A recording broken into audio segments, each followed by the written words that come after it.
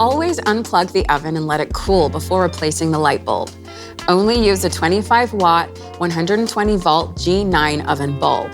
First, remove the wire rack from the oven before replacing the light.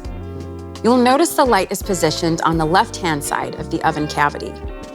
Position your fingers on the outside of the light housing and gently pull the glass cover away from the oven wall to remove it. If you can't pull the cover off, grab a spoon. Slide it into the left side of the light housing and gently lever the glass cover off. Always hold the glass cover with the other hand to prevent the cover from falling and breaking. Remove the light bulb by gently yet firmly pulling it out of its holder.